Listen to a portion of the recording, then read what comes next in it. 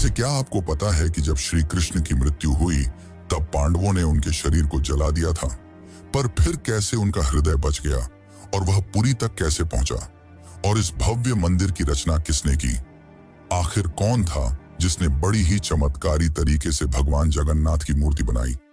तो चलिए जानते हैं अब इस रहस्यमयी और रोचक घटना को, जो आपको इंटरनेट और किताबों में नहीं देखने को मिलेगी। लेकिन उससे पहले अगर आपको वीडियो अच्छी लग रही है तो इसे लाइक करके कमेंट में जय जगन्नाथ जरूर लिखें। आज से करीब 5000 साल पहले महाभारत युद्ध के पश्चात चारों तरफ केवल लाशें ही पड़ी थीं। लाखों पड़े शव और कौरवों के विनाश ने सबको झकझोर दिया। कौरवों की माता गांधारी ने इस विनाश का कारण श्री कृष्ण को बताया। उनके हिसाब से अगर श्री कृष्ण चाहते तो यह युद्ध होता ही नहीं, पर उन्होंने ऐसा नहीं किया, जिसके कारण क्रोधित होकर गांधारी ने कृष्ण को श्राप दिया, गिना, जिस प्रकार मेरे वंश का विनाश हुआ है ठीक उसी प्रकार तुम्हारे भी वंश का विनाश हो जाएगा।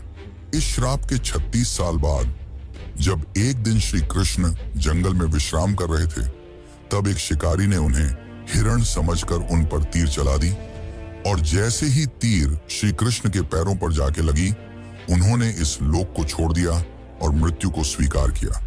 और माना जाता है कि उनके मृत्यु के साथ ही पूरी द्वारका नगरी पानी में समा गई, जिससे उनका पूरा वंश समाप्त हो गया।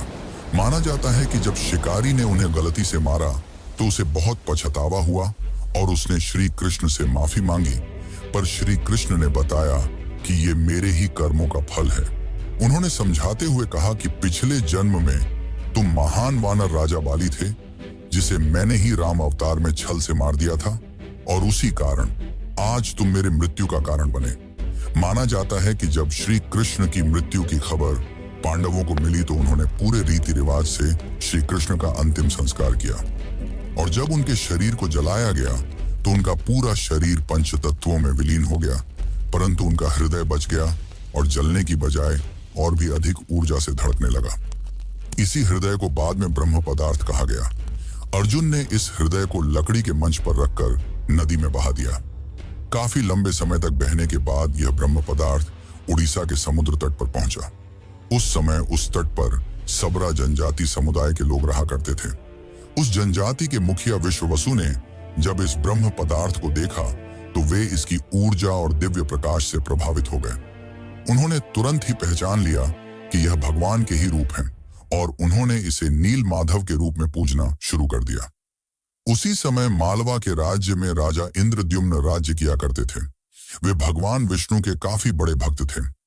एक दिन उन्होंने नील माधव के दर्शन करने की इच्छा व्यक्त की और उन्हें ढूंढने लगे, और यही आगे चलकर जगन्नाथ के निर्माण की आधारशिला बनी। जैसा कि मैंने बताया, राजा इंद्रद्युम्न विष्णु के परम भक्त थे, और एक रात स्वयं भगवान विष्णु उनके सपने में आए और उन्हें कहा कि वे उनकी दिव्य मूर्ति नील माधव को ढूंढें और उनके लिए एक भव्य मंदिर का निर्माण करें।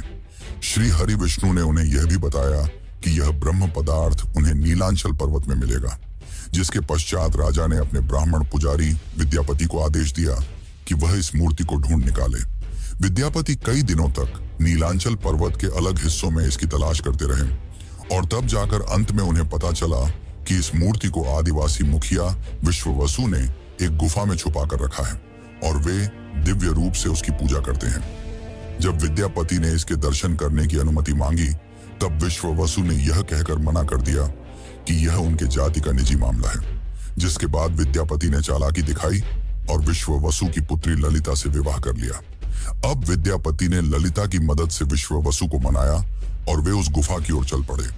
जैसे ही विद्यापति ने उस नील माधव की मूर्ति को देखा, वे उसकी ऊर्जा से काफी ज्यादा प्रभावित हुए और उन्होंने तुरंत ही यह बात राजा इंद्रद्युम्न को बताई।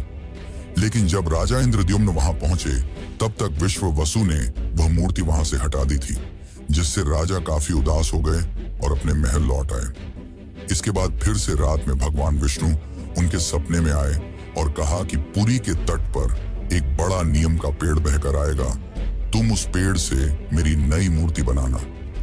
वह पेड़ काफी बड़ा था, जिसे उठाना आसान नहीं था।